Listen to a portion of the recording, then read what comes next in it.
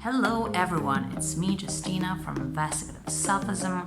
My longer videos are back, or if you're listening to it as a podcast, the podcast is still happening, you're fine. And today, I want to talk to you about something it's like a cliched saying, but I thought it works really well within the general topic of empowerment, which is the topic of my third podcast season. And it's the saying that you might have heard before: choose your battles. And I think it has, various interpretations, but what it means, generally speaking, is we have to be careful where we put our time and energy, and we have to have some sort of mechanisms, I guess, to filter what's really important to us, because it's very easy to focus on a lot of things at the same time, only to realize that, what the hell was that? Why was I spending time on that? And emotional labor, right? So I thought, okay, how to deconstruct it.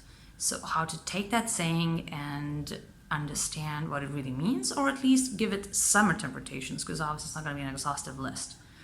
So what I did, I came up with 4 points that I wanted to share with you today. So thank you for being here, and I hope you find it insightful and helpful and something you can use and apply very practically to your own lives, because that's the point, right? That's why I'm doing what I'm doing.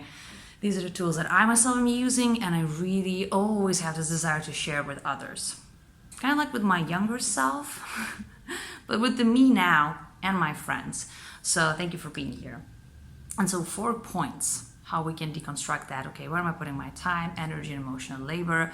Should I be putting it there? How to lead a life that's a bit healthier in that respect. So when we think about that, choose your battles, choosing our battles, saying, I thought, okay, 4 points. And the first point, and some they might seem a bit familiar, but let me deconstruct them for you. Yes, the first one is, it's the one it might sound kind of silly, and you might say, yeah, I know it, but it's easy not to see how much of our lives it can really take. And that is our concern with self-image, right? Just our egos. I think it's so easy to put so much of emotional labor to something that, if we kind of stop for a second, I'm like, am I just concerned about my self-image in a very uncool way? Am I concerned I'll be seen, let's say, a beginner again, or I'll be seen as, I don't know, a weirdo, or someone who, who's silly, whatever the fears and insecurities are. It's important to have that check-in and say, is this what I'm concerned about? I'll give you a very simple example. I was filming recently twice on the streets. I was filming a very short video for one of my other projects, my political project, and then one for this one, for investigative selfism. And I never do that. I feel that I'm comfortable with the camera, it's fine. I even had some very small training on film years ago, and I think it's helping. I think that's why. Anyways, but filming on the street, just carrying my low quality phone and kind of filming, even for a minute, I found it so, not terrifying, but I'm like, oh, I don't know, can I find a street where there's no one? And then I didn't. I was like, I'm just gonna film here. And I knew why, because I secretly / not that secretly, kind of judge and roll my eyes when I see someone on the street, or just, with their camera sort of in front of them, and they're speaking, and you understand that it's not a video call, it's probably some kind of filming is happening. And I'd be roll my eyes, now, these days. And I'm like, what the hell? I was supposed to be working my non-judgment. And why is this, am I jealous because they're more they're they feel free and they can do this? Or obviously, if it's triggering me in the way, right? There's something's being triggered, and it's my thing. It's not their thing. So I have it, and it's something I'm deconstructing now. So that's why I'm I'm filming. So it's only about self-image. No one cares. No one's gonna remember that I was on the street with a camera for 1 minute. No one's gonna, literally no one cares. Just me. And it's not any kind of safety issue or whatever. It's just my self-image. and it's so small. I was like, what the hell? I'm not afraid to be silly or this or that. My real life, I'm like, bring it on. But that was somehow, that was somehow a big deal. So things like that, right? And obviously it goes from smaller things to bigger things. Like, why am I thinking about this thing for a minute even? Like, it's not worth not even a minute of my time and worries. It's not a battle at all. Why am I choosing it? So is it something about our self-image? And I don't mean our self-image like in a kind of good, healthy way that I'm going to talk about in a moment. Just a really superficial, like something that's really unimportant, like that kind of image, So that's number one, is this how are we choosing our battles because of our self-image? Then it's not worth it simply. And then point number two is something that relates heavily to the first point, and that is, and it's a very cliche kind of saying, but it's easy to forget. And that saying is, will it matter in a year? Will it matter in a month, in a week? Whatever the amount of time you want to choose for this analysis. And very likely I catch myself thinking, no, it's not going to matter even like in a day sometimes. For example, I don't like to be late, and I really put my effort to not being late, but sometimes I am, like everyone. And I'm like hurrying to the thing, and I'm like rushing, and I was like so stressed. I really struggle controlling my, like being mindful and controlling my, anxiousness levels when I'm late. It's something I am working on. I'm better, but I'm like, I rush into the place, and then people are like, yeah, cool, you're late, just, sit down, whatever. And that's it. Like, usually, like, it doesn't matter. It sucks to say, because, like, obviously, I myself, like, I like to be polite, like to be on time, I don't want to, waste people's time. Like, yeah. But very often, like, nothing horrible happens when you're late.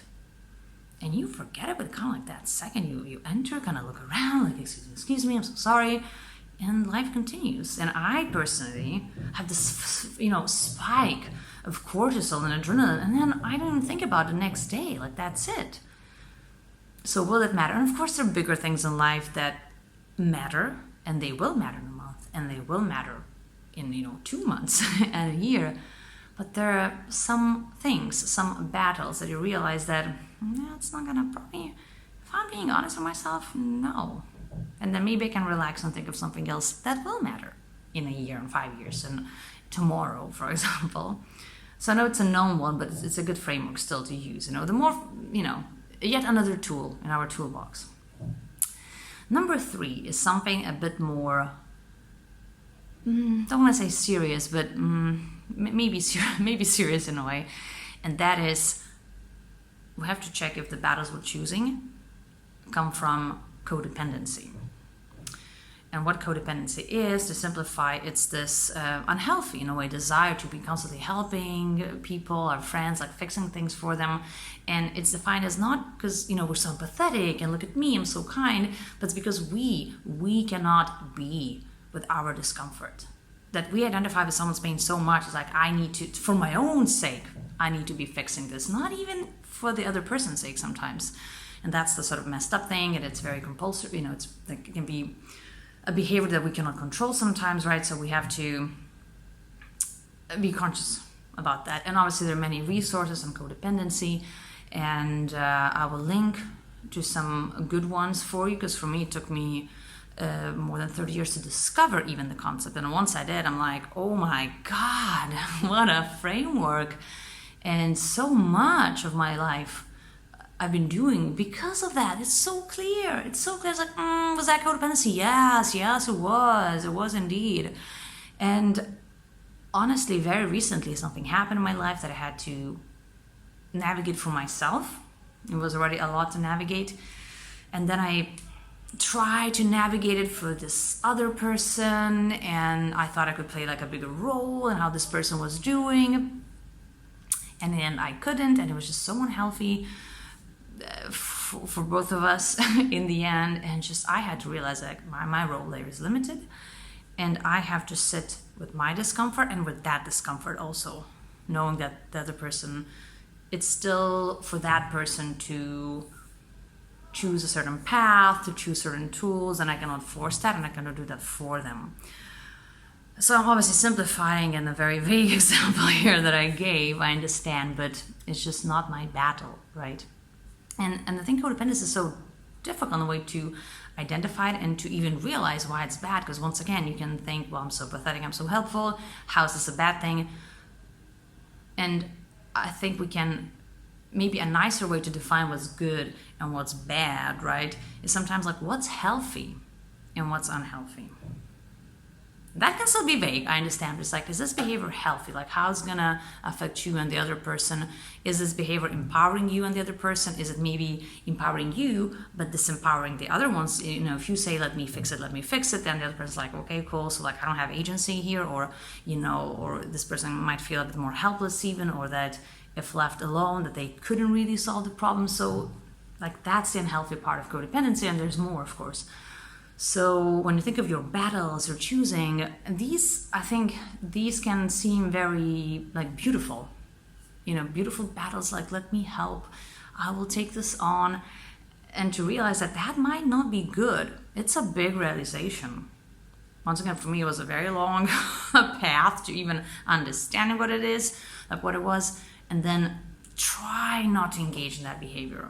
And there's also a lot of learning happening for me personally there in this area. That's why I wanted to give that to you as a tool to remind you, right, about choosing your battles. Like, is that battle based on codependency? Because that's just not healthy.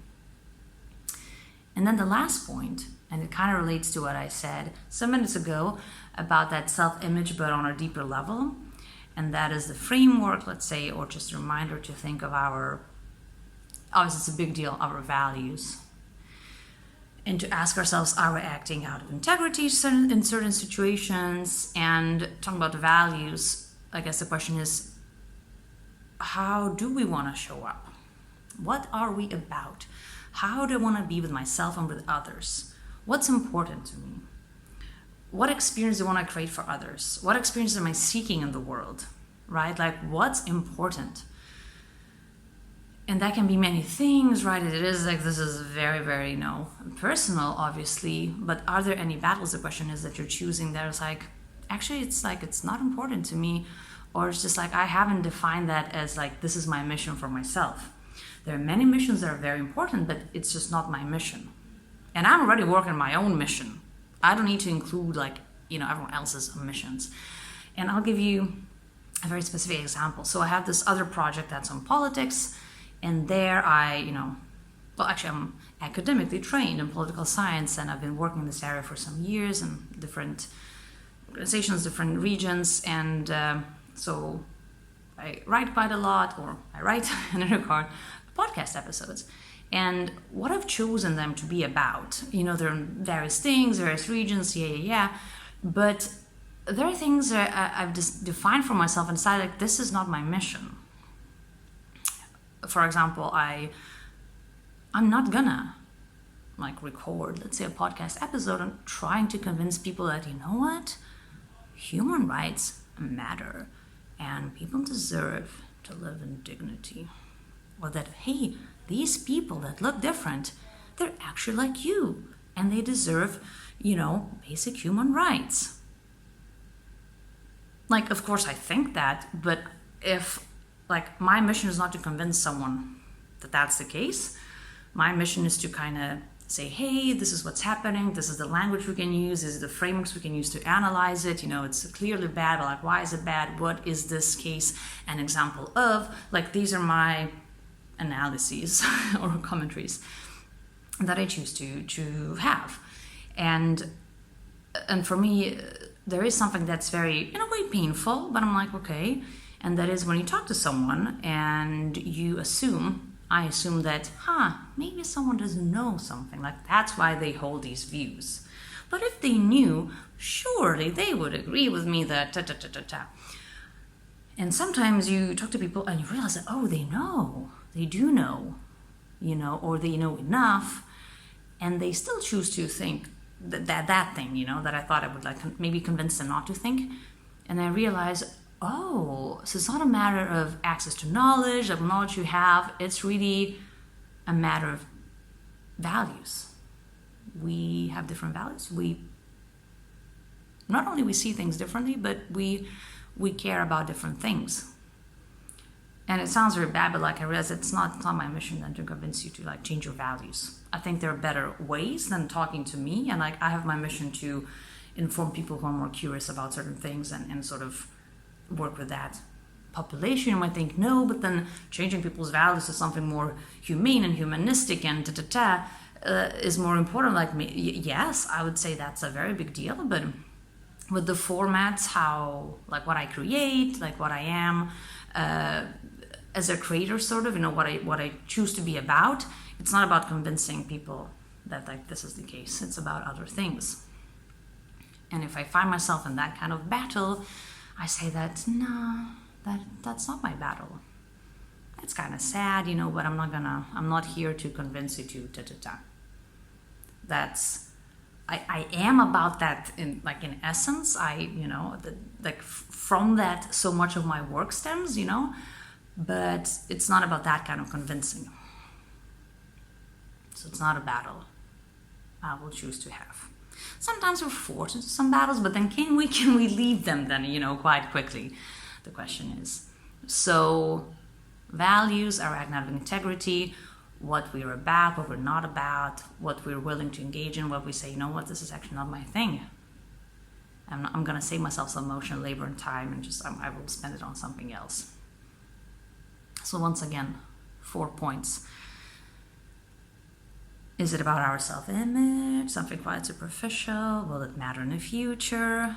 Are we acting out of our codependent tendencies? Ooh. And then, what are our values?